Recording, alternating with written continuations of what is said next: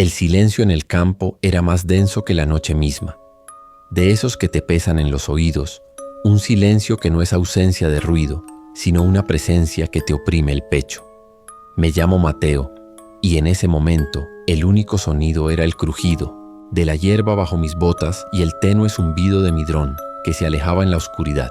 Había salido un documental, la supuesta actividad paranormal en una antigua granja a las afueras de Toledo, España. Una historia de esas que si te la cuentan suena a loco, pero que por alguna razón me había enganchado. La leyenda local hablaba de un hombre, un tal Julián, que había vivido allí a principios del siglo XX. Un ermitaño, dicen, que un día simplemente desapareció. Su casa se había quedado en pie, intacta, como si se hubiera esfumado en el aire. Los vecinos de la zona cuentan historias de ruidos extraños, de siluetas moviéndose en las ventanas y de una sensación de opresión tan intensa que nadie se atrevía a acercarse. Yo no creía en nada de eso.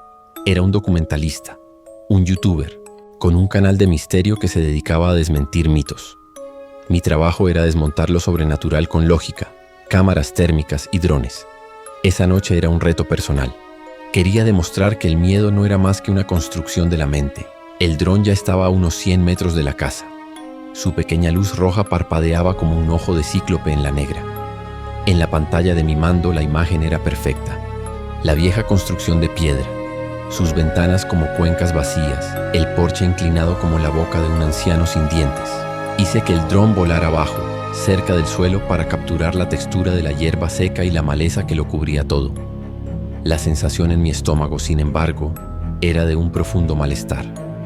No miedo, no todavía, sino una inquietud fría y pegajosa. Cuando la luz del dron se posó en la fachada de la casa, algo en la pantalla cambió.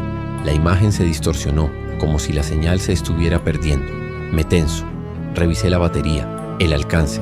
Todo estaba bien. El dron seguía allí, visible en la oscuridad.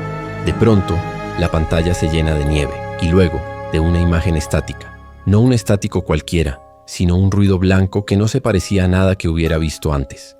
Era denso, con patrones extraños, como si estuvieran grabadas formas en él. Toqué la pantalla, pero no respondió. De repente la estática parpadeó y una imagen se superpuso, una fracción de segundo, pero lo suficientemente clara para que mi corazón diera un vuelco. Era un rostro desencajado, con los ojos hundidos en sombras, mirándome directamente.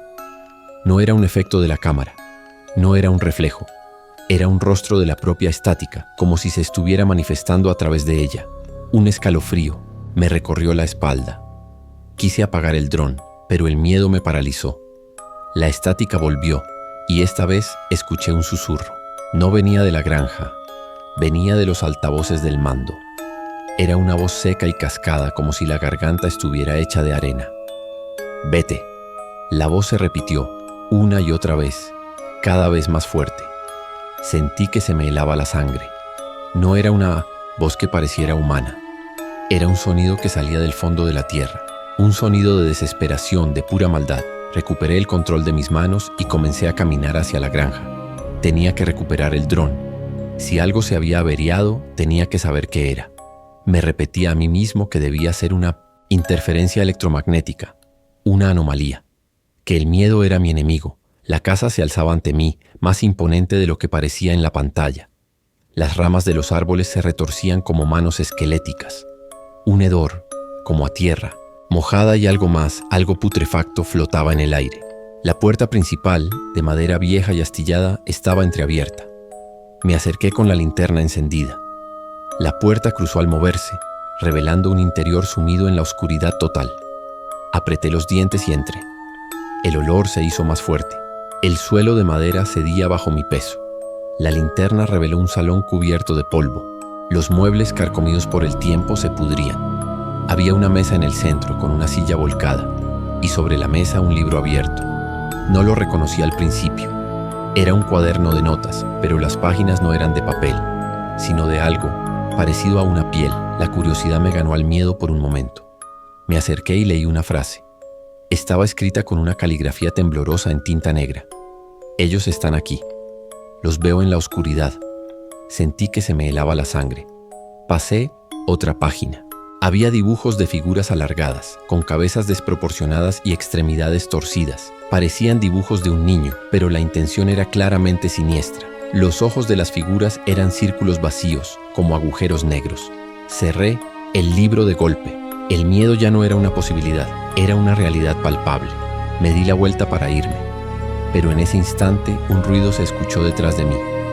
Un arrastrar de algo pesado por el suelo, como si alguien estuviera moviendo un mueble. Mi linterna se movió temblorosa por la habitación. No había nada. La silla seguía volcada. Volví a escuchar el arrastre. Esta vez era más cerca. Miré hacia la cocina. La puerta estaba abierta. A través de la penumbra pude ver una sombra. Se movía lentamente, una figura de un ser humano, pero desproporcionada, con las piernas largas y delgadas. El terror me hizo sudar frío. No había otra opción. Tenía que huir. Corrí hacia la puerta principal. Apreté el pomo. No se abriría. Estaba atascado, o había algo que lo bloqueaba. Hice fuerza con todo mi cuerpo, pero era como si estuviera soldado a la pared. La figura se movía por la cocina. Escuché un crujido de huesos. Lentamente la cabeza de la figura se giró. Sus ojos no estaban vacíos. Eran 2 puntos blancos, como si hubieran hechos de cal. La vi levantar una mano y señalarme. Mi mente entró en pánico. Miré a mi alrededor en busca de otra salida. Una ventana. Había una ventana en el salón. Corrí hacia ella. La empujé. El cristal estaba sucio y se movía con un crujido, pero la ventana estaba sellada, clavada a la pared. La figura ya estaba en el salón. Caminaba con pasos lentos y pesados. El crujir de sus huesos era lo único que se oía. Me pegué a la pared, incapaz de moverme. La linterna temblaba en mi mano. La figura se acercaba. Su respiración era un jadeo lenta, como si tuviera problemas para respirar. «Vete», susurró de nuevo. Pero esta vez el sonido venía de la figura. Mi mente estaba al borde de la locura. Esto no podía ser. Ninguna era posible. Sentí la necesidad de racionalizarlo. Tenía que ser alguien que me estaba gastando una broma. Alguien que había visto mi canal y quería asustarme. Pero el realismo del momento me golpeó con fuerza. La sensación de maldad, el hedor, el libro, no eran una broma. La figura se detuvo, a 1 metro de mí. Sus ojos blancos me miraban pero no me veían. Su cabeza se inclinó como si me estuviera analizando. Y entonces, con una voz más alta, dijo una sola palabra. «Julián». «No soy Julián», murmuró, casi en un susurro. La figura quedó inmóvil. Se giró lentamente como si no tuviera cuello y miró hacia el pasillo. La puerta de un dormitorio se abrió con un gemido. Una sombra se mueve en el interior. No una sombra oscura, sino una que parecía hecha de la propia neblina de la noche. Se estiró y se acercó a la figura. Sentí un frío que me llegó hasta los huesos. El miedo ya no era mental, era físico. Mis músculos se contrajeron. Mi corazón latía tan fuerte que creí que se me saldría del pecho. La primera figura se movió hacia la sombra. La otra sombra se hizo más grande, más densa, como si estuviera absorbiendo la luz. No era un ser vivo, era una presencia. La vi envolver a la figura de hueso, y al hacerlo, la figura se desvaneció, como si nunca hubiera estado allí. Solo quedó la sombra, que se movió hacia mí. Mi mente se había desconectado. Era un autómata. Corrí hacia la puerta de atrás. Estaba abierta. Salí de la casa y corrí con todas mis fuerzas, sin mirar atrás. Sentí el aire helado en mis pulmones. El grito que salía de mi garganta no tenía sonido, era solo un aire que se escapaba. Corrí a mi coche, a unos 500 metros de la casa. Me subí, cerré la puerta de golpe, puse el seguro y arrancado. Pisé el acelerador a fondo, dejando atrás la granja, el olor, la oscuridad. En mi mente la imagen de la figura se repetía. Sus ojos blancos, su crujido. Llegué a la carretera principal y me detuve a un lado. Mi cuerpo temblaba sin control. Me recosté en el asiento. El sudor frío me empapaba. Mi teléfono vibró. Era una llamada entrante. El número era desconocido. Dudé en contestar. Lo hice. La voz era la misma que había escuchado en el mando del dron. La voz del susurro. «Vete, vete». Grité y tiré el teléfono contra el salpicadero. El cristal de la pantalla se rompió. De repente la pantalla se subió de nuevo. La estática apareció y en ella la imagen de la granja. El dron estaba allí, volando sobre el porche. y en la entrada había una figura. Era pequeña, una figura de un niño. Estaba de pie mirando hacia mi coche. Los ojos, 2 puntos blancos. La estática parpadeó y la imagen se fue. Sentí que se me doblaban las rodillas. La historia no era una leyenda, no era una broma. Yo había entrado en la casa y me había llevado conmigo algo de ella. Algo que no era de este mundo. Algo que no se podía explicar con la ciencia. Desde esa noche vivo con miedo. No me atrevo a apagar las luces. Cada vez que miro mi móvil espero ver la estática. Y a veces, en el silencio de mi casa, escucho un crujido, un arrastre, y el débil susurro de una voz que me persigue. Juliano. No volví a la granja. No he vuelto a hacer un vídeo.